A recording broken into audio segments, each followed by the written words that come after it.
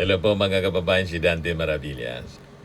Puro na naman sablay po yung mga sinabi ni Senator Robin Padilla. Yan, sabi ni Robin, kapag kami ay nag-oppose, huwag sabihin na kami ay bias. Trabaho po ng minority yon. Yan po ang parliamentary procedure na dapat naming sundin. Yan po ang sinasabi ng demokrasya. Yan o. Padilla, Senate minority will oppose convening of the impeachment court. Pati pala yung pag-convene ng impeachment court, kukontry nila, i-oppose nila kasi opposition daw sila. Kasi yon ang trabaho ng opposition, ang kumontra lang ng kumontra. Ay, Senator Robin Padilla, hindi man po ganyan ang papel ng opposition, yung mag-oppose lang ng mag-oppose. At pati yung mandato ninyo to convene, mandato na po yung pag-convene ng impeachment court. Hindi ko mo nasa opposition kayo, pati yung mandato sa inyo ng konstitusyon, i-oppose ninyo. Tama po mga kababayan? Kung kontra ka sa mandato, ayaw mong manduan ng konstitusyon, hindi ka na nagsenador. Kasi yung mga senador, mga kababayan, may mandato yung konstitusyon. Pati nga hindi senador. Kasi yung konstitusyon natin saligang batas. So, any one of us, hindi man pwedeng kontrahin yung saligang batas. Batas nga yon, no one is above the law.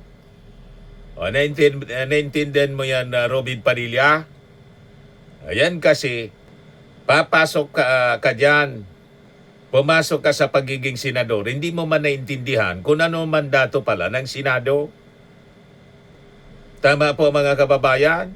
Yan ang sabi ni Robin Padilla. Kaya mga kababayan, yung kanyang statement. Yan sabi ni Robin Padilla. Kapag kami ay nag-oppose, wag sabihin na kami ay bias.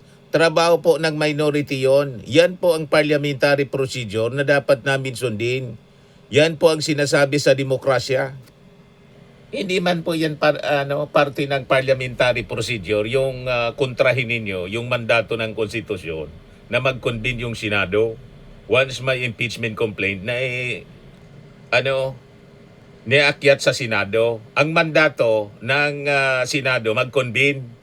Paano kontrahin mo yan? Iba po mga kababayan, bakit mo kukontrahin yung pag-convene ng Senado? Ngayon parte ng mandato ninyo. Yan o, malinaw. Senate trial upon the transmittal of the articles of impeachment from the House of Representatives. The Constitution mandates that the trial by the Senate shall forthwith proceed. The Constitution grants the Senate the sole authority to try and decide impeachment cases. Mandato. Bakit mo kukontrahin yung pag-convene? Imandato ng konstitusyon. Yan o. During an impeachment trial, the House acts as the prosecutor, represented by a panel of 11 members, selected from its own members. Pati yung kung ilan yung prosecutors, dapat 11. Yan ang rules. Who may be assisted by private lawyers given they are supervised directly by the panel. The impeached official is defended by his or her own chosen counsel. O ito, convening the impeachment court. Ano sabi diyan? The presiding officer, si Tito Sen, of the trial defends on the official being impeached. If the Philippine President is on trial, the Chief Justice presides but does not vote. In such case, the Senate President formally requests the Chief Justice to attend at a specified time in place for the consideration of the articles of impeachment. Kung presidente, kaya si ERAP nang i-impeach, ang nag-preside po sino yon? Si Davide, tama? Hilario Davide yung presiding Chief Justice. Bakit? Iyon ang sinasabi ng konstitusyon. May mandato. Ngayon, Vice Presidente, so si Tito Sen, Senate President kasi yung presidente lang ang dapat nagpipreside, Chief Justice. For other officials, for other officials, the Senate President serves as the presiding officer.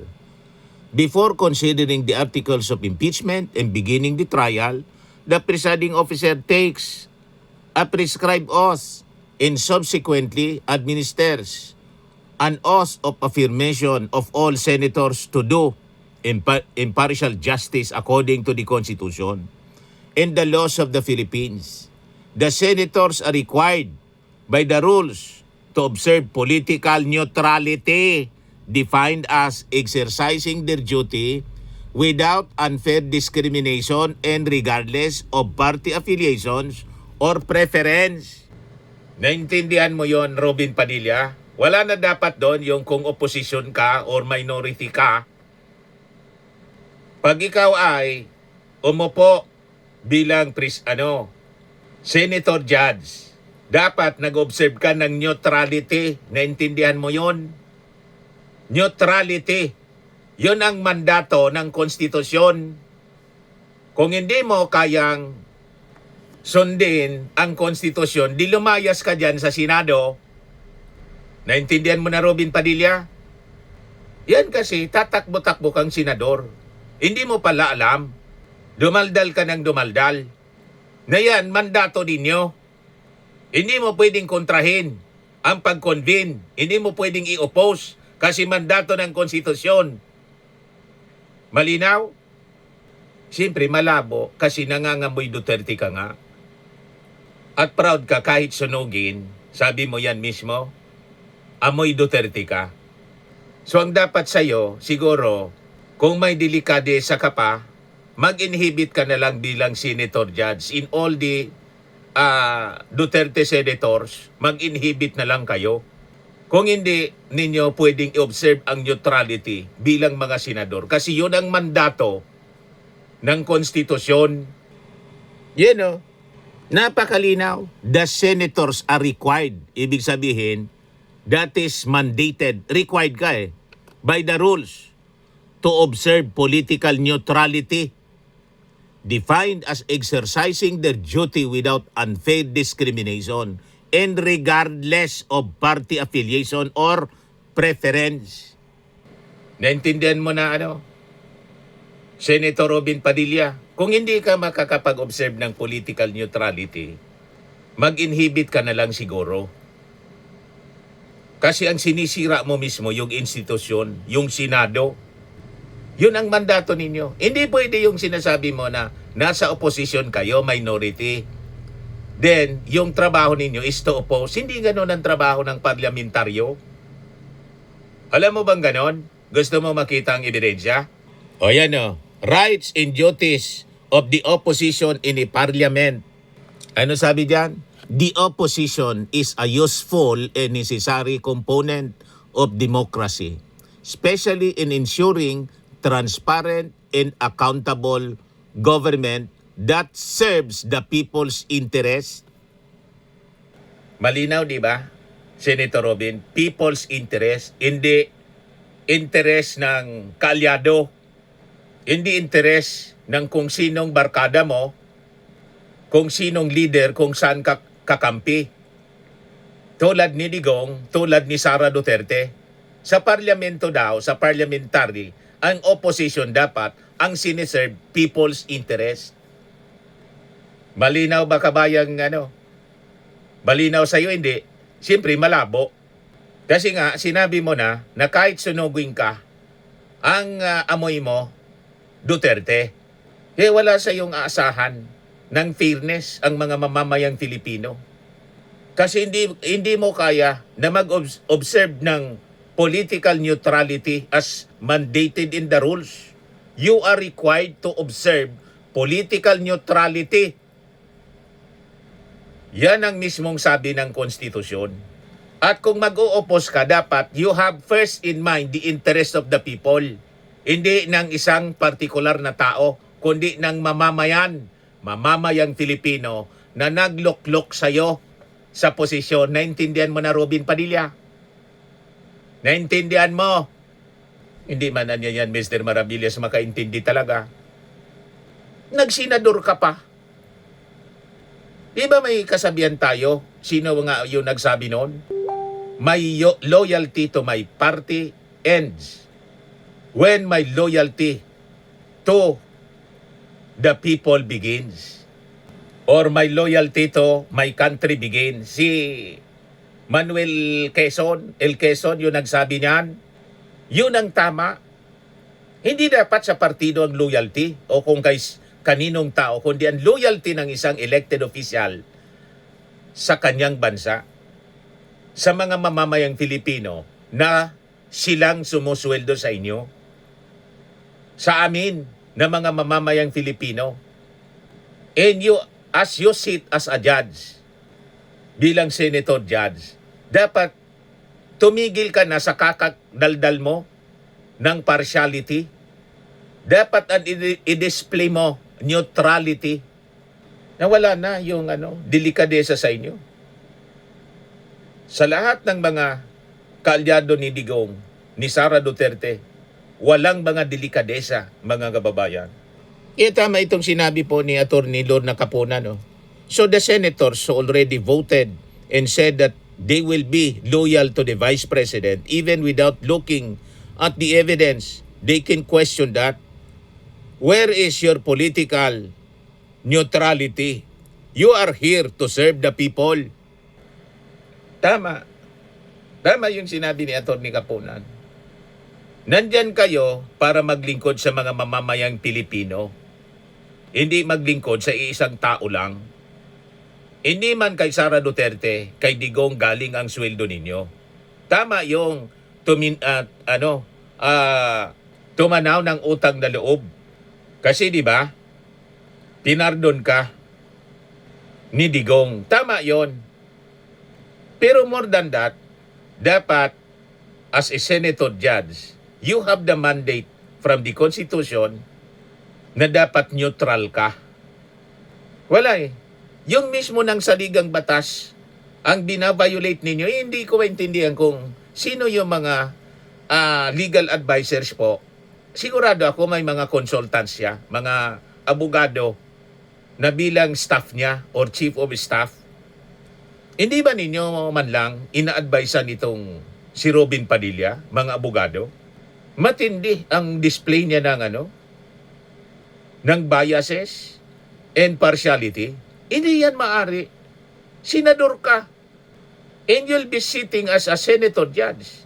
At maling-mali, mga kababayan, yung paniwala mo na pag nasa oposisyon ka sa parlamento, trabaho ninyo yung umupos lang ng umupos. Hindi ganun po. Ayan o. Key characteristics of responsible opposition. Ano sabi diyan? Ang responsible opposition dapat constructive kung mag-criticize. Instead of merely complaining or using mudslinging, responsible opposition involves proposing alternative policies, methodologies, and solutions. Ganon dapat. Loyal opposition concept. The opposition acts as a loyal opposition, meaning they are loyal to the nation. Hindi sa isang tao, to the nation, to the country. In its democratic system, even while opposing the ruling party. Kaya sinabi po ni Manuel L. Quezon, my loyalty to my party ends when my loyalty to my country begins. Yon ang tamang prinsipyo. Ang loyalty mo dapat hindi sa isang tao, ang loyalty mo sa bansa. Sa mamamayang Pilipino na nagpapasweldo sa iyo, Robin Padilla, naintindihan mo yon? Hindi si Digong, hindi si Sara nagpasweldo sa iyo. Ang nagpapasweldo, pati si Sara pinapasweldo ng mga mamamayang Pilipino. Kaya dapat magtanaw ka ng utang na loob, hindi kay Sara, hindi kay Digong, kundi sa mga mamamayang Pilipino. Sa iyong bansa. Tama po tayo mga kababayan? Yan alternative governance. Yan ang responsible opposition. Dapat, ang ino-offer mo is alternative governance.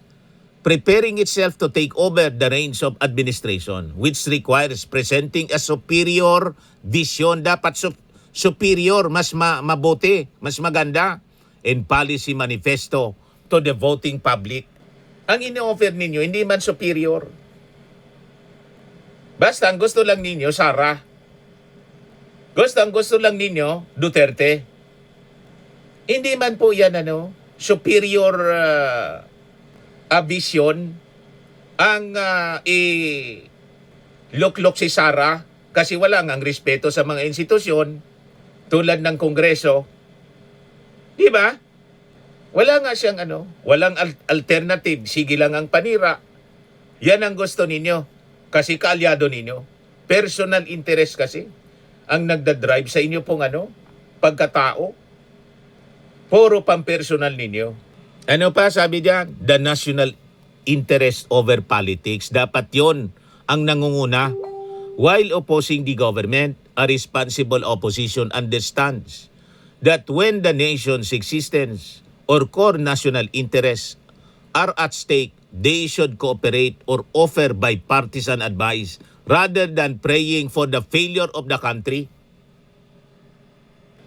Yan ang responsible opposition. Hindi ko mo-opposition ka. Umopos ka lang ng umopos. Kahit yung pag-oppose mo, labag na sa konstitusyon, pati yung pag-convene ng Senado, gusto mong kontrahin para hindi matuloy ang trial. Anong klase yan? Ang mandato sa inyo, mag-conduct ng trial. Kung gusto ninyo, di-acquit ninyo, yon. Kasi magbubutan kayo bilang mga judges. I-acquit ninyo. Pero, yung trial pa lang, yung pag-convene pa lang ng Senado, gusto mo nang kontrahin, ano yon? Parang yung ginawa ni Bato de la Rosa. Wala siyang kapangyarihan na mag-motion to dismiss, nag-motion to dismiss. Anong klase kayo mga senador? Mga responsable kayo mga senador? Mismo na yung ating konstitusyon ang nilalabag ninyo. Wala kayong karapatan na umupong senador pa ganyan. Dapat tagapag-defend kayo ng konstitusyon. Yan ang inaasahan sa isang member ng parlamento, ng Senado at ng Kamara. Defend the Constitution. Yun ang sinumpaan ninyo, di ba? To defend the Constitution. Anong nangyari sa inyo? Defend Sara lagi. Defend Digong, defend Sara. Anong klase kayong mga tao? Yan Ano pa? Use of legal channels when opposing government actions. They resort to proper channels such as the judiciary rather than just using corruption allegations as campaign tools. Ang ginagawa ng kampo ninyo, imbes sagutin ng maayos yung mga corruption allegations, babaliktarin ninyo, ay akusa ninyo yung Marcos administration na nangunguna sa pagpaimbestiga ng corruption allegation. Puro kayo propaganda. Yan sabi ni Robin Padilla dito kahapon sa report ng ABS-CBN. Padilla, Senate minority will oppose convening of impeachment court. Imagine that. Tingnan ninyo ang pagrarason niya. Kapag kami ay nag-oppose, huwag kaming sabihan na kami ay bias. Trabaho po ng minority yun. Yan po ang parliamentary procedure na dapat naming sundin. Yan po ang sinasabi ng demokrasya. Saang libro mo yun nabasa, Robin Padilla? Saan? Sino nagturo sa inyo yan? Baluktot. Baluktot ang natutunan po ninyo. Hindi ganyan ang demokrasya na pati yung mandato ng konstitusyon kukontrahin mo. Hindi ninyo sinusunod. You're defying the very mandate sa mga senador to forthwith proceed to convene as an impeachment court. Napakalina yung mandato ng Senado. Mag-convene tapos kukontrahin mo yung pag-convene mismo. Yan natural lang yun. Natural lang yun Yun ang parliamentary He said, kayo naman, tagal nyo na dito, basta minority, yan ang papel. Sinabihan pa yung media. Dinamay pa. Pinapaniwala pati yung media sa kanyang baluktot na baluktot mga kababayan na nanudan, na natutunan. Sino nagturo sa iyo niyan na abogado? Sino? Anong libro ang binasa mo, Robin Padilla? Sige nga. Ngayon sabi niya, Ang oath namin ay sa bayan. Malinaw naman yan. Lahat naman ng senador dito nag-oath. Ang loyalty namin ay sa konstitusyon. Nanumpa ka. Siyempre yun. Pero siyempre, iba yung political, iba yung oath. Kailangan maintindihan natin yun, siyempre. Malinaw na hindi mo naintindihan. Nanumpa ka sa bayan, hindi sa politika. Ang tama, yung sinabi ni Manuel Quezon, my loyalty to my party, politika, ends when my loyalty to my country begins. Yan ang dapat. Mas nangingibabaw yung politika sa iyo eh. Hindi pwede yung ganyan. Kasi hindi man yung politika yung nagsisweldo sa iyo. Ang nagsisweldo sa iyo, yung mga mamamayang Pilipino from the taxes of the Filipino people. Hindi si Digong, hindi si Sara.